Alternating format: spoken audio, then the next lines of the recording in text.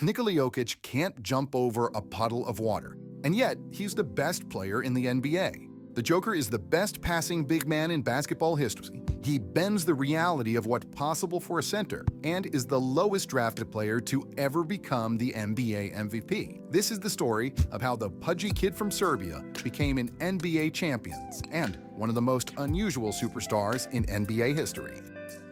Nikola was born in Sombor, Serbia, to a poor family that housed 6 people in a cramped 2-bedroom apartment. But what they lacked in resources, they made up for with a love for basketball.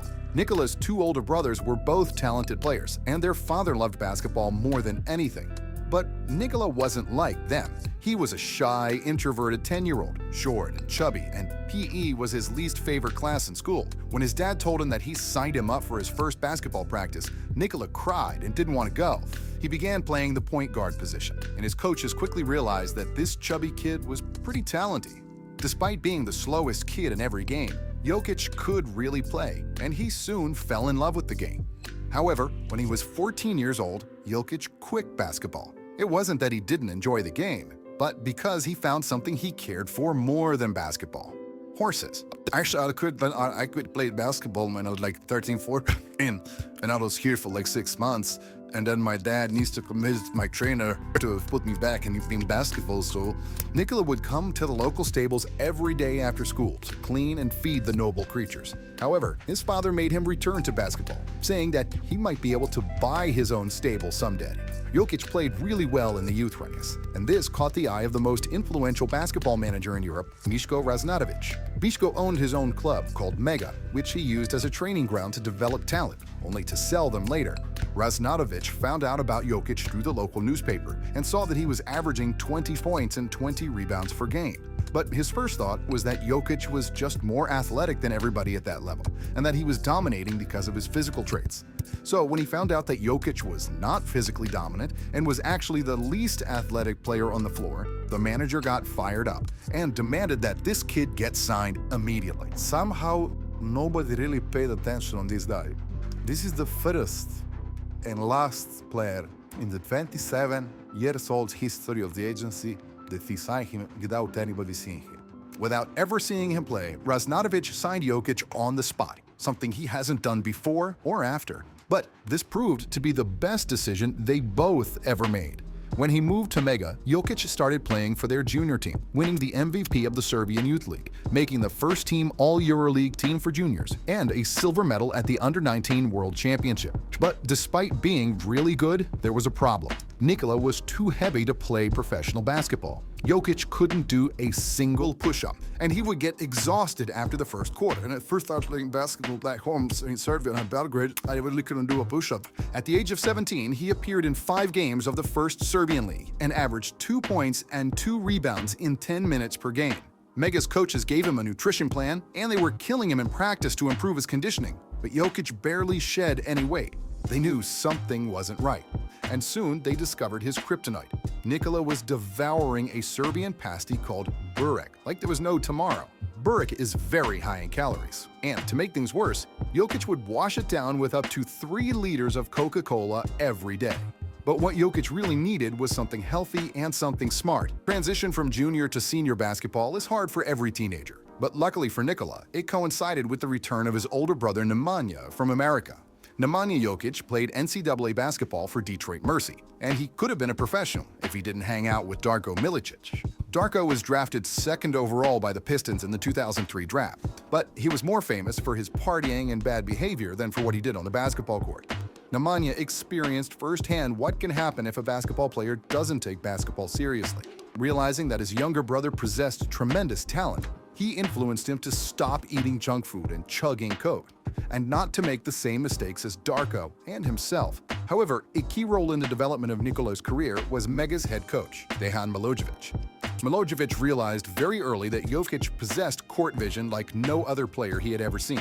So he gave Nikola complete freedom on the court. In 2023, it became somewhat normal for 7-footers to bring the ball up the court like a point guard. And in 2013, this was unheard of. Jokić had the luxury to handle the ball and not care about making mistakes, something that American centers his age could only dream up. Jokić showed not only an exceptional talent in passing, footwork, and ball handling, but also an approach to the game that is rarely seen in a 19-year-old.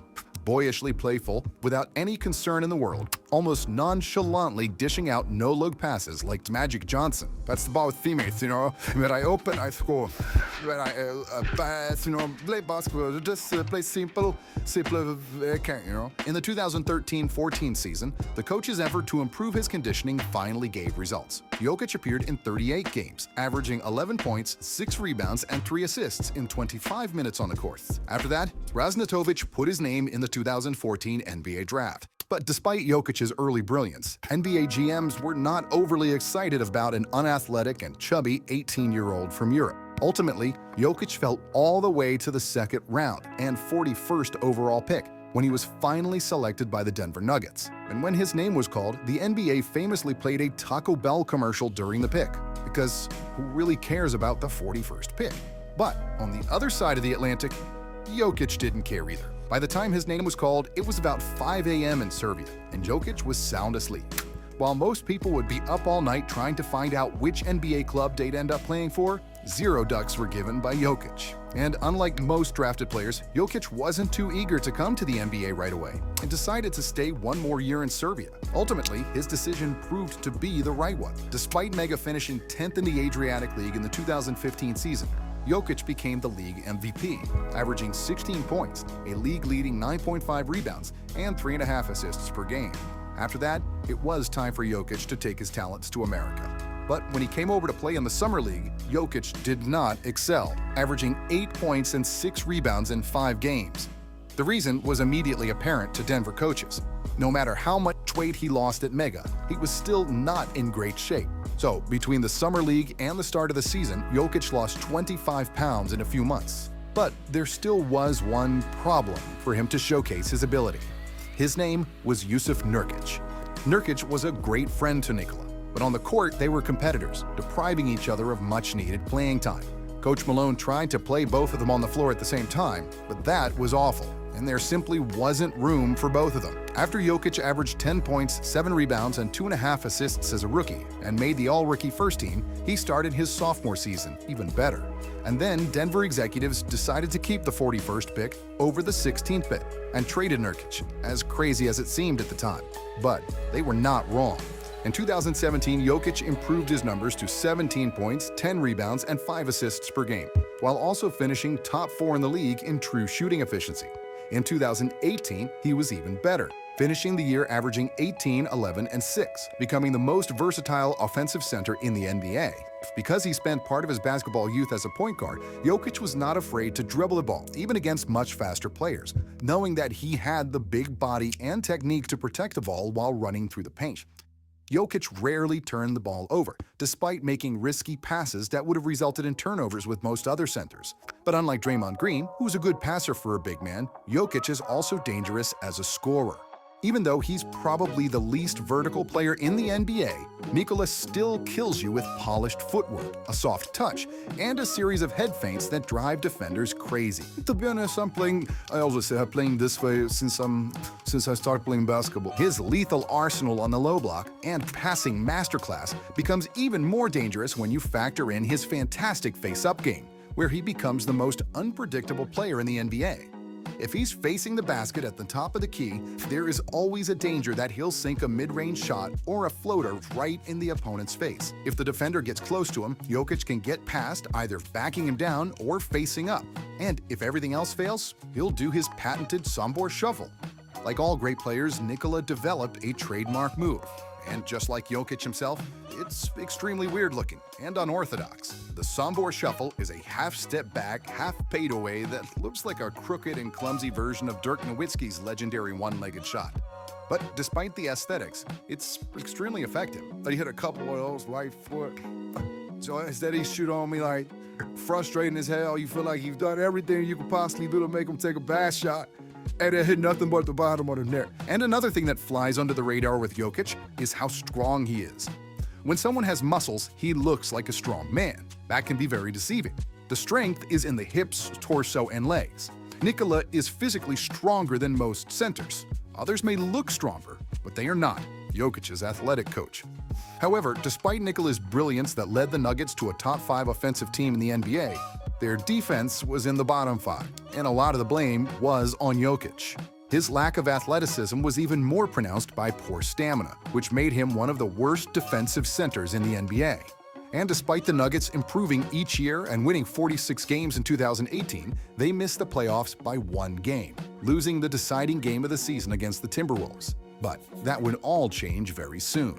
The strength change, condition change, you're out a lot on the floor, you know. I don't get tired that much, I feel stronger. In the 2019 season, Jokić continued the upward trajectory, finishing the year with 20 points, 11 rebounds, and 7 assists per game.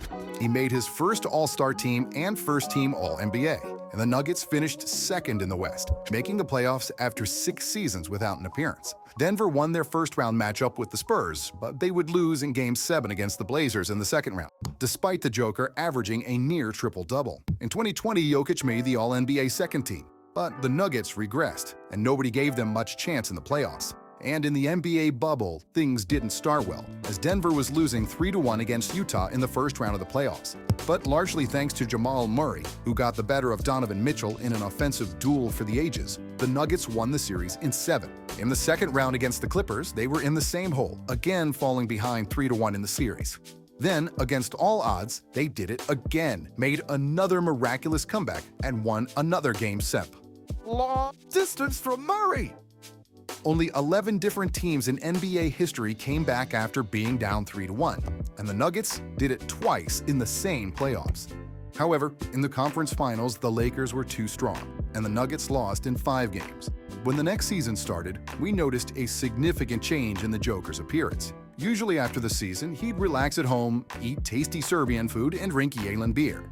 But this time, he came back after the summer break noticeably slimmer, and didn't have to spend the first 2 months of the season on a diet just to get into basketball shape. I just wanted to change something, you know. I wanted to see, can I do it? Can I really change my body? And I lost a lot of pounds, and I feel much better, you know. Because of this, we've seen his game rise from an all-star to the superstar level, and his numbers skyrocket. Jokić averaged 26, 11, and 8 for the 2021 season, shooting extremely efficiently from everywhere on the court. But most people already knew that he was an offensive wizard. Where Jokić made the biggest leap was his defense. He still wasn't a vertical rim protector like Rudy Gobert, far from it. But what he couldn't give the Nuggets with athleticism, he made up for in hustle. His smart positioning and long arms made him a plus defender when protecting the paint. And the Nuggets were 4 points better defensively with Jokić on the court.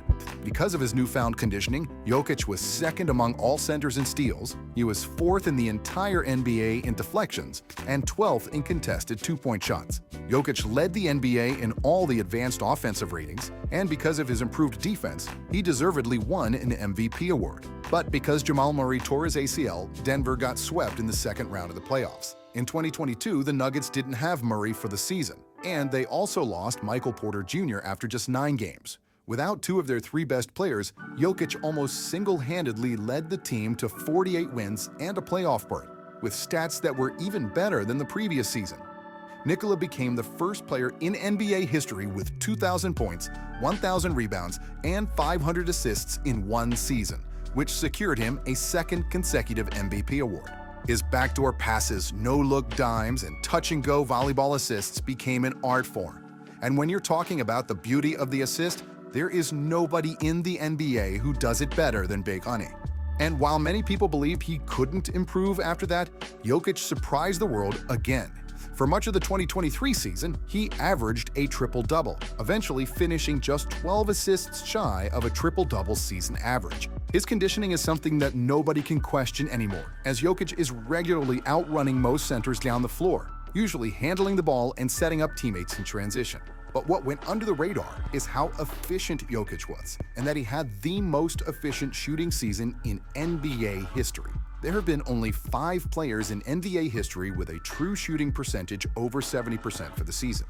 And while Jokic's 2023 season is 5th on that list, everybody who is above him on that list is a center whose offensive diet largely consists of dunks, like Rudy Gobert, Mitchell Robinson, and Tyson Chandler. In 2023, Jokić only had 23 dunks, and his scoring output was mainly floaters, jump hooks, and mid-range shots. Where Jokić is by far the best in the league is in shots between 3 and 10 feet to the basket, which he's hitting with an insane 65% efficiency. While Joel Embiid won the MVP over Jokić, many would argue that it's because of voter fatigue, as Nikola once again led the league in almost all advanced metrics. An unprecedented hype around the 2023 MVP race saw many people lobbying for Embiid to get the award, mainly Kendrick Perkins, who accused Jokić of stat padding, along with some very stupid racist remarks, which is better not to get into here. What does 100 triple-doubles mean to you? I mean, and you start padding it's easy, so... But what's maybe even more impressive than Jokic's triple-doubles is that he doesn't care about the individual awards. He's all about the team's success. When the reporters asked him about becoming the first player since Larry Bird who could win 3 consecutive MVP awards, Jokić nonchalantly responded, "Larry can keep a record, I don't care. I bet Bird doesn't even know where his MVP trophies are." While Embiid publicly demanded to win the award, Jokić kept his mouth shut and continued praising his teammates. You'll never hear Nikola talk about his accomplishments. And since Tim Duncan, there hasn't been a more humble and low-key superstar. We don't 3, 1, 2, 3 ways. It is. But when the playoffs started, Jokić showed everyone who the real MVP was. While the Sixers lost in the second round for the 5th time in the last 6 years, with Embiid's numbers dropping across the board, the Joker dominated. And not only did he dominate, Nikola had one of the best playoff runs in NBA history. In the second round against the betting favorite Phoenix Suns, Jokić averaged a triple-double for the series, and Denver advanced in 6 games. In the conference finals, the Nuggets swept LeBron James and the Lakers, with Jokić averaging another triple-double. And then in the finals against Miami, the Joker averaged 30, 14, and 7, leading the Nuggets to their first NBA title and winning the Bill Russell Finals MVP trophy, becoming the lowest drafted player ever to win the award. With 30 points, 13.5 rebounds, and 9.5 assists per game in the playoffs, Nikola became the first player in NBA playoff history to lead all players in total points, rebounds, and assists. The Joker also set the record for the most triple-doubles in a single postseason with 10, while also shooting an insanely efficient 55% from the field, 46% for 3, and 80% from the free throw line. And now you are an NBA champion, Nikola. How does that do? It's good. Well, the job is done, you can go home now. Whatever his team needed, Jokić provided, making correct decisions on nearly every possession and scoring clutch baskets when the game was on the line. In historic terms, Jokic's 2023 playoff run ranks in the top 10 all-time in almost every advanced metric, such as offensive win shares, Vox plus-minus, and value over replacement player. In terms of points created for his team with scoring and passing, Jokić directly contributed to 55 points per game, which is the best playoff mark ever. His numbers are like someone combined prime Shaq's scoring and rebounding, Steph's shooting, and Magic's passing, all in one. If we look at Joker's playoff averages for his entire career, he's the only player who's in the top 10 in scoring and top 20 in assists and rebounds. Another crazy statistic is that Jokić is shooting 41% for 3 in the playoffs, which is a better mark than Steph Curry, Klay Thompson, and Ray Allen. He's also 5th all-time in playoff rebounding percentage and 2nd all-time in box plus-minus, behind only Michael Jordan. But when it comes to player efficiency rating in the playoffs, Jokić sits at the top, in front of Jordan and LeBron. If you didn't know, now you know. Jokić is among the top 5 best offensive players ever. And the things that used to be his weakness, stamina, and defense have now only become Nikola's strengths. Out of the 16 playoff games, the Nuggets had the 3rd best defensive rating. In 4 out of 5 games in the finals, they held Miami to under 100 points. While most athletic bigs try to block shots, Jokić bothers and baits shots with his long arms while never jumping in the air. Because of this tactic, he never gives up defensive rebounds and is in a perfect position to run the fast break. And when you combine his IQ with active hands and nimble feet, you get an excellent defender. In the 2023 playoffs, opponents involved Jokić in over 40 pick-and-rolls per game. which was 8 more than any other player. It was obvious that opponents tried to attack him and make him work on defense. But when Jokić defended pick and rolls, it produced just 102 points per 100 possessions. That's a better mark than Jaren Jackson, Anthony Davis, and Draymond Green, and they are the best defensive big men in the NBA. It doesn't matter to him whatsoever. Jokić married his high school sweetheart, and apart from his family, all he cares about is his horses. His father's prophecy came true, and Nikola was able to buy his own stable, and he even races when he's in Serbia, which makes him happier than any triple-double or an MVP award. Not bad for a chubby kid that used to drink 3 liters of Coke a day and couldn't do a single push-up.